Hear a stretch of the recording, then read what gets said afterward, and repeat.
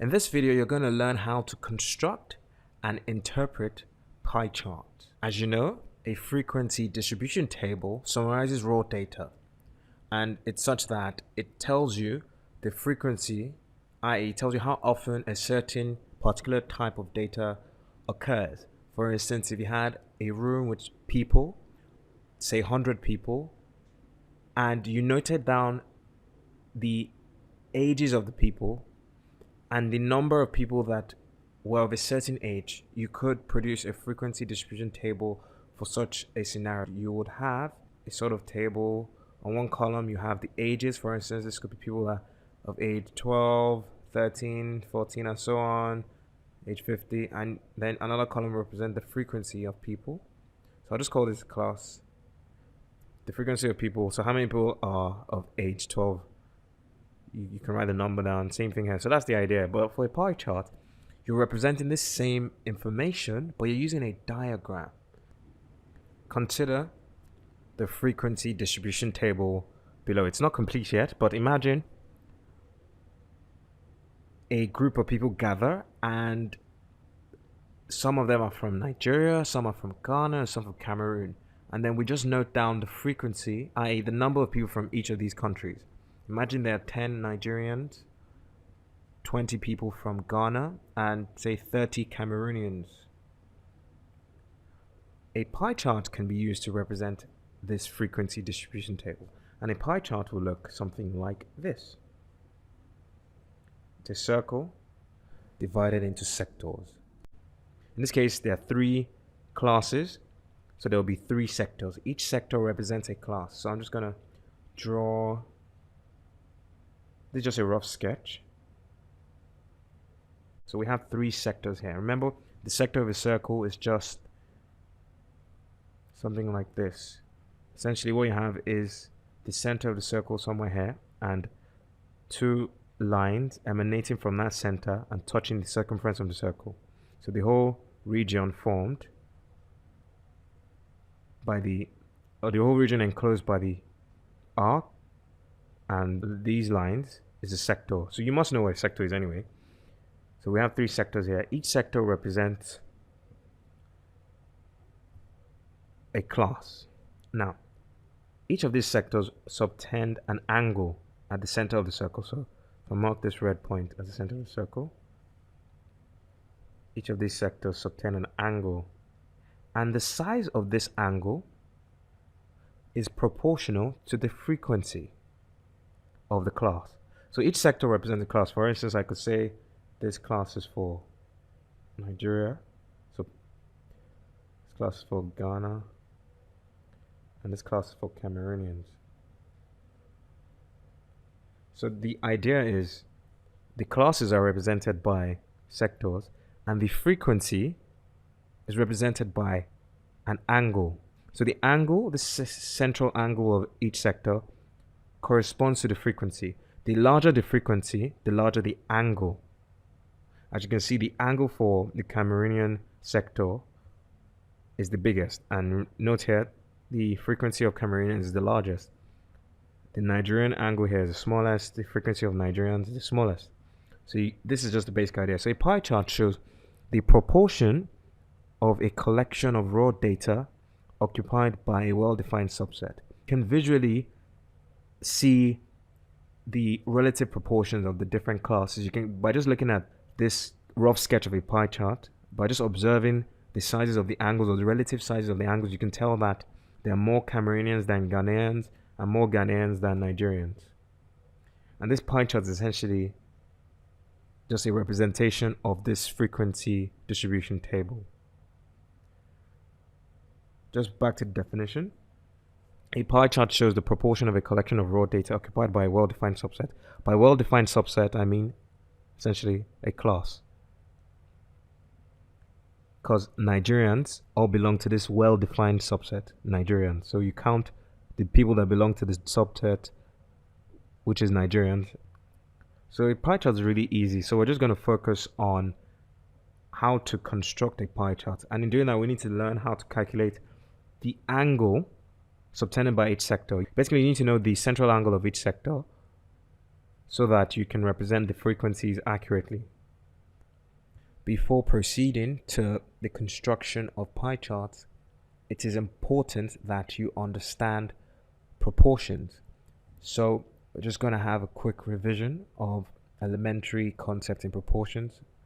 For instance, if you had a question of this form, which says, what fraction of A is occupied by B, where A and B are numbers or variables, your answer would be B divided by A. So let me give you numbers. For instance, if I asked you what fraction of 10 is occupied by 2, the answer to this is 2 over 10. You're saying what fraction of 10 is occupied by 2? 2 divided by 10, and that's 1 over 5.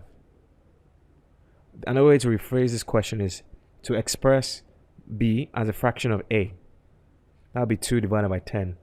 The number that follows the of in such kind of situations is always the denominator.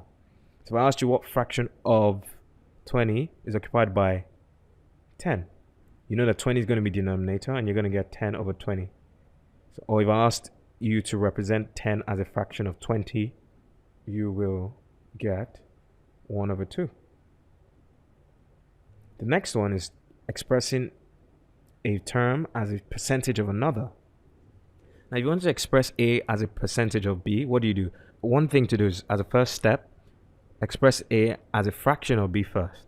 If you express A as a fraction of B, so B is going to be the denominator. This is a fraction you have. And to convert a fraction to a percentage, all you have to do is multiply by 100 and append the percentage symbol to your result. So if I said express 10 as a percentage of 100, what you get is the following. 10 as a percentage of 100. So 100 is going to be your denominator. So first express 10 as a fraction of 100. You get 10 over 100. You multiply your result by 100. And you append the percentage symbol. So 100 here, 100 here, 1. So you get 10%. So if you express 10 as a percentage of 100, you get 10%. So 10 is actually 10% of 100. I'll do another example. If you express 35 as a percentage of 100, you first express 35 as a fraction of 100, then you multiply by 100 and append the percentage symbol. And doing so gives 100 here, 100 here, 1 gives 35%.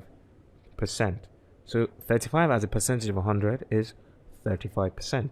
That's the main idea. So if you express A as a percentage of B, in order to do this anyway, you have to just have A over B times 100 as a percentage. But this is something you can really do intuitively, and most of you must know this from primary school or junior secondary school maths.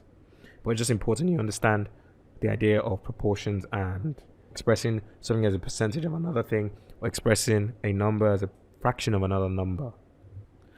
So as mentioned earlier, a pie chart is such that it's made up of a number of sectors where each sector represents a particular class. So you could just think of going from a frequency distribution table, which has classes and frequencies, basically representing that table as a pie chart.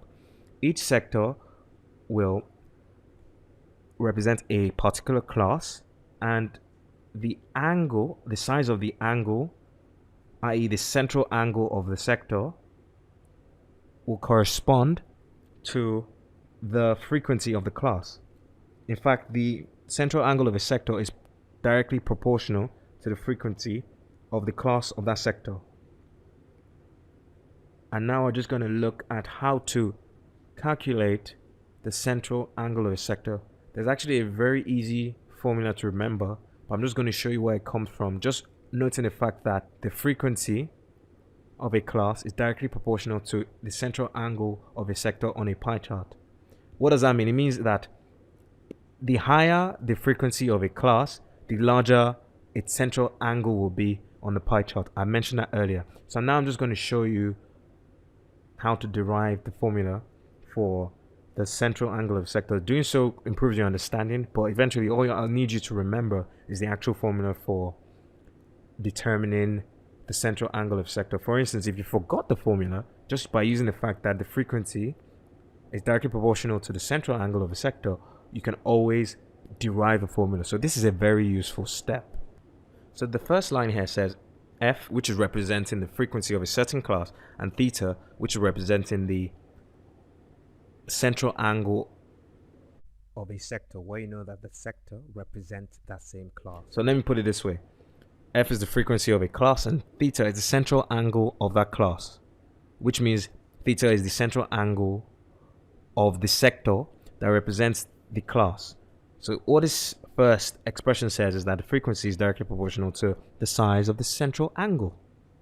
And when you have expressions like this, because I know you've done proportion, direct proportion, and inverse proportion. I know this is something that's covered in primary school. I know you've done this. You know that when you convert such an expression to an equation, all you have to do is replace this proportionality symbol with an equals to and a constant. This is something you've done before. So now we have an equation, and we were used to working with equations. We're not used to working with things like this. We're used to working with equations. So from this, I'm going to derive the central angle, the formula that will help obtain the central angle of a sector. Imagine I have a frequency distribution table. On this column I have classes, on this column I have frequencies. And this was class 1, class 2, class 3, class 4, and then on the right hand side column I had the corresponding frequency, so let's say 4, 5, 3, 10, and so on. Now if I define F1 as a total frequency and theta 1 as the total angle corresponding to the total frequency, what does that mean? If you think about it, the pie chart is broken out into classes. Each class corresponds to a certain frequency. I'm talking about the total frequency. That means I'm talking about the whole pie chart. And that means that the angle corresponding to the total frequency is going to be the total angle of the pie chart. Pie chart is essentially a circle.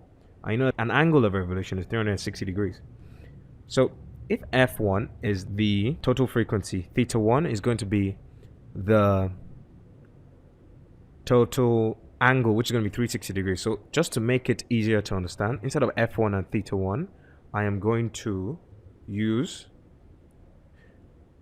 F total and theta total. Now, like I said just now, theta total is going to be 360 degrees because that represents the total angle of the pie chart of the circle. So let's just proceed. So here's one case. Since F, a frequency, is always equal to a constant times the corresponding angle, the corresponding central angle of sector, Ft is going to be equal to K times theta t. Ft here is the total frequency, so this theta t is going to be the total angle that corresponds to this frequency. If I now pick another frequency, this time a frequency of a certain class,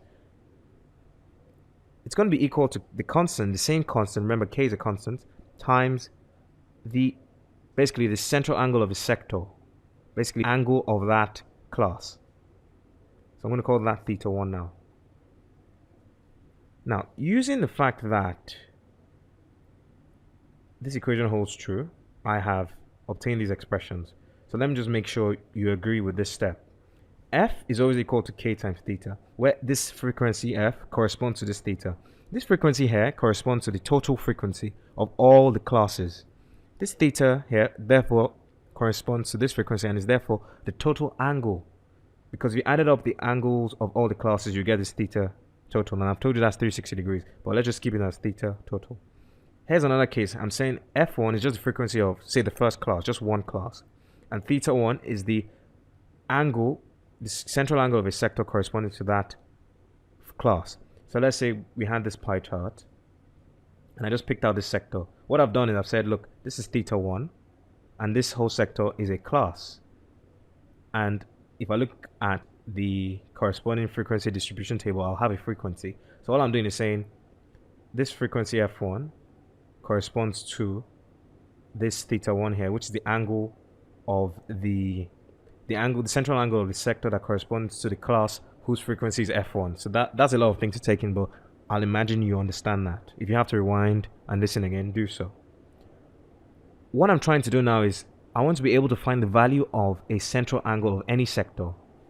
So say I had this sector here, If I wanted to find the value of this angle, this theta 1. So this the angle of central angle of the sector is theta 1. If I wanted to find theta 1, what will I do? I can use these two equations, and I'll show you. Now, theta 1 from, call this equation 2, or just to avoid mixing up numbers, call this equation B, and I'll call this equation A. From equation B, if I make theta 1 the subject of the formula, I'll get theta 1 is equal to F1 divided by K. From equation A, if I make K the subject of the formula, I get K is Ft over theta T. Just going to hide that. Therefore, theta 1 is equal to F1 over K. But what's K? K is Ft over theta T. So that means I'm saying theta 1 is equal to F1 divided by K. F1 divided by K is same thing as F1 times 1 over K. So theta 1 is equal to F1 times, what's 1 over K? If K is equal to Ft over theta T, 1 over K, which is reciprocal of K, is going to be theta T over Ft, because you know that K is the same thing as K over 1. So all I'm doing is swapping the numerator and denominator of K over 1, and I'll do the same for the right hand side. So K over 1 is Ft over theta T, therefore 1 over K is theta T over Ft. So 1 over K is theta T over Ft, and this can be rewritten as theta 1 is equal to F1 over Ft times theta T. Like I said earlier, theta total is 360 degrees, so the angle subtended by a sector. So I'm going to just to make things simple, I'm going to say the angle of a class, but you understand what I mean. The angle of a class, so theta 1, is equal to the frequency of that class divided by the total frequency of all the classes times the total angle, which is 360 degrees.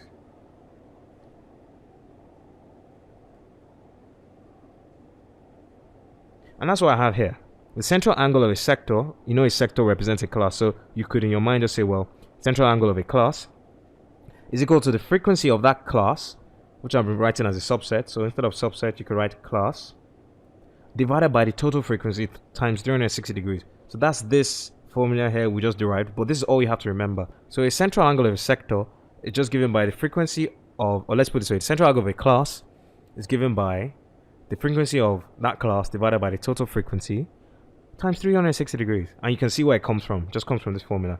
But the proper way to describe this equation is say the central angle of a sector representing a particular class is equal to the frequency of that class divided by the total frequency of all classes times 360 degrees.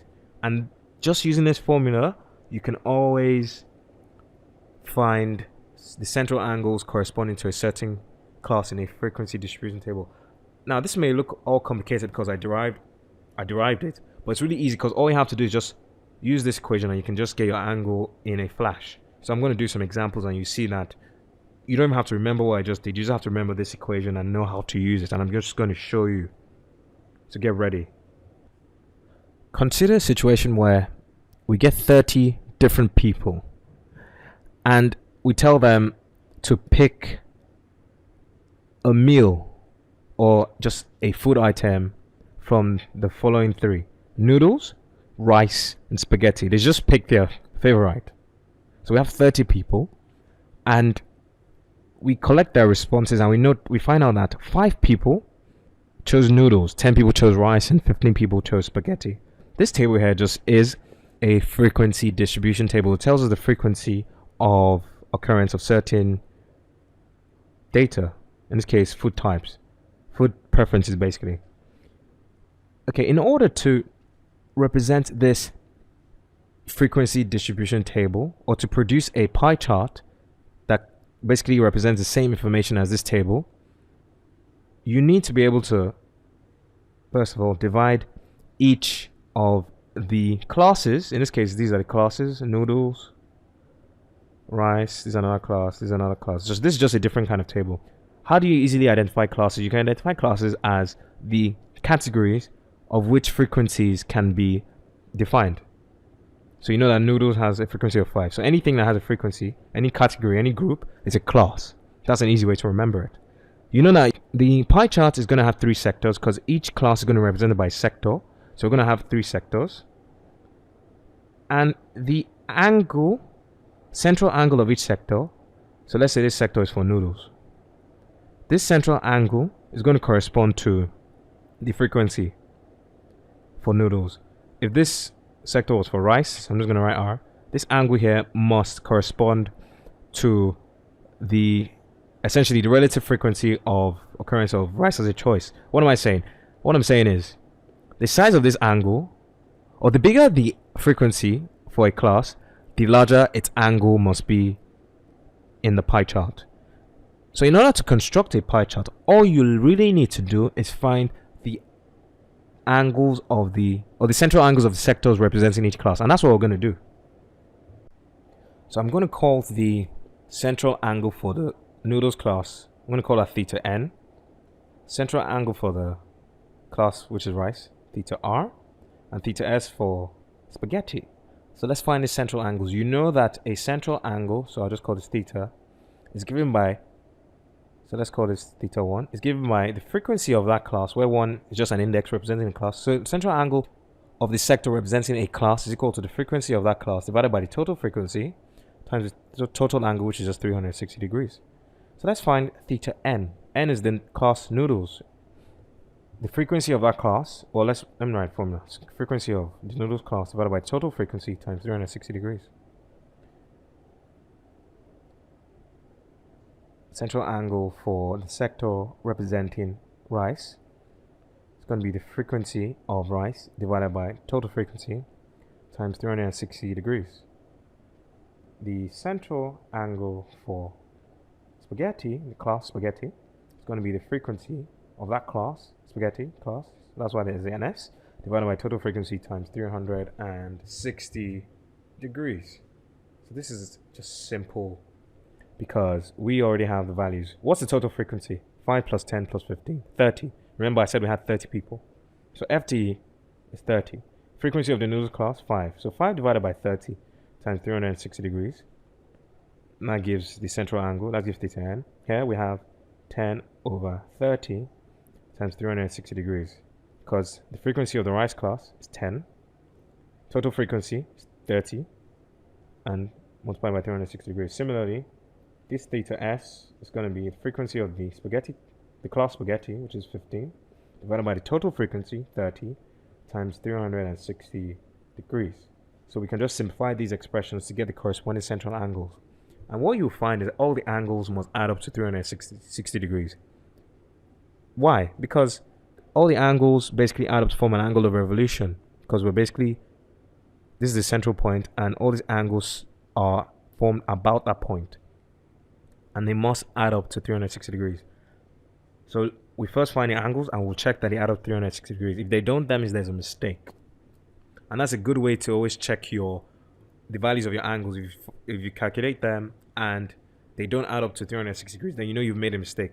If you calculate them and they do add up 360 degrees, it doesn't mean you haven't made a mistake. It just means, well, they add up to 360 degrees. It's a good way to find out if you've made a mistake. It doesn't necessarily tell you that you're correct. So let's just simplify the expressions to find the corresponding angles for the classes. So 5 here 1, 5 here 6, 6 here 1, 6 in 360 degrees is 60 degrees. So theta n 60 degrees.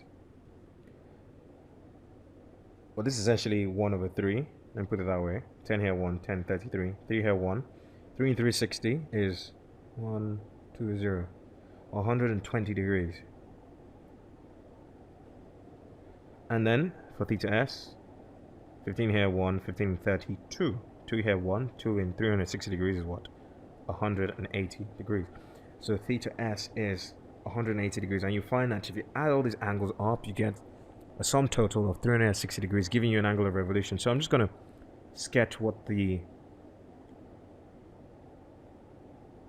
pie chart will look like. So let me just write out the angles again. For the noodles class, the central angle of the sector representing the noodles class 60 degrees. The central angle of the sector representing the rice class is 120 degrees. and the central angle representing the sector, the central angle of the sector representing the spaghetti class is 180 degrees. So what you need is a ruler and a protractor. So what you need to do for your circle, you also need a compass. You get a compass, you draw a circle. Fantastic. Because by using your compass to draw a circle, you obviously know your central point, because that's a point you basically mark the sharp end of your compass on the piece of paper. So I'm just going to call that central point O. And what you just do is you draw a line with your ruler, a straight line from the center to just the circumference. And what you do is then you place your protractor such that you measure out the angles you're looking for. So let's start with this first angle, an angle of 60 degrees. You measure that an angle of 60 degrees. Here we have the sector representing noodles. Then you start from this line, you draw you take your protractor and also draw an angle of 120 degrees. And that's going to be an angle like this.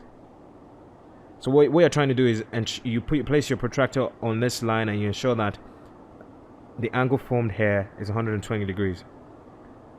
So this is something you do in class, or you must have done before. So this sector here represents the class rice. And finally, you know the leftover sector is going to be representing spaghetti, and it's going to have a central angle of, I just write spag, central angle of 180 degrees. But it's always a good idea to measure it out. Now, if this angle was to be an angle of 180 degrees, what will actually happen is that you actually have a straight line. But this is a rough sketch.